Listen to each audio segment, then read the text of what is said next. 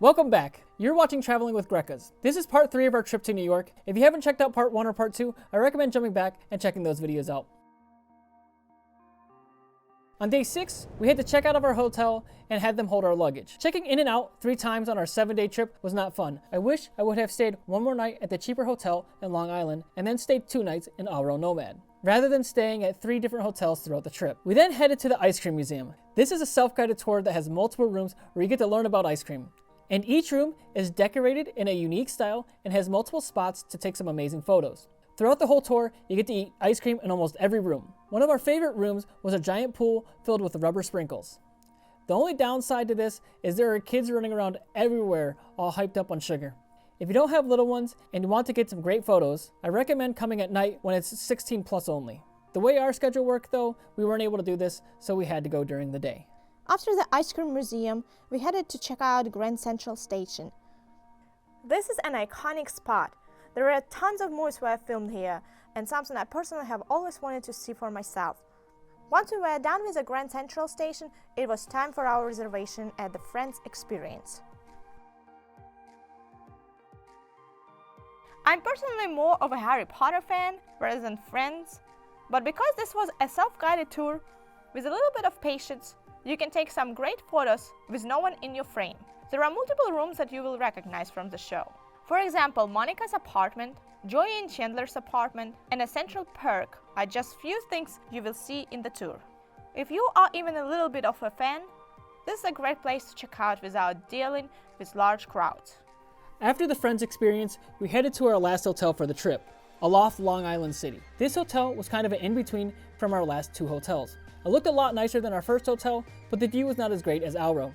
We were excited for the balcony when we originally booked the room, but the balcony ended up being so tiny that it was more of like a window that you could go out a little. One person could hardly fit in that balcony. We then headed to the Arlo Hotel. We had made reservations for the rooftop bar for the night before, but the storm came and canceled all reservations. On our way to the rooftop bar, we came across a few people dancing. We asked them if they minded if we filmed them, and they had no problem with it. It was amazing watching them perform. The rooftop bar was an amazing sight.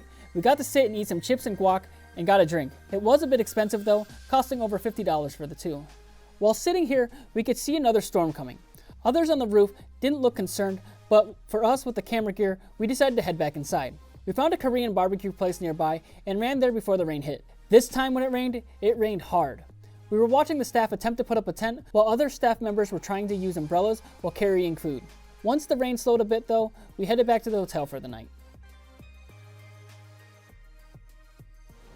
Our last day in New York, we decided to head to the Russian area located in the south end of Brooklyn.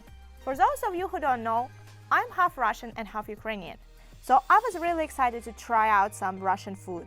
There were a lot of small shops here. It really did feel like a small little Russia in America. After eating tons of cheap and delicious food, we headed towards One World Trade Center. On the way, we got to see some skateboarders. And for a moment, I thought one guy was going to need to go to the hospital.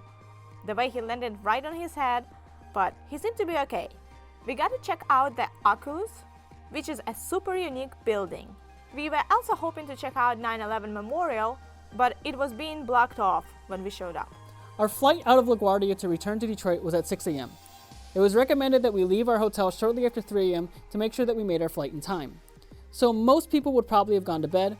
Since we don't know when we'll be able to see New York again, we decided to check out the Edge. This is the tallest outdoor sky deck in New York.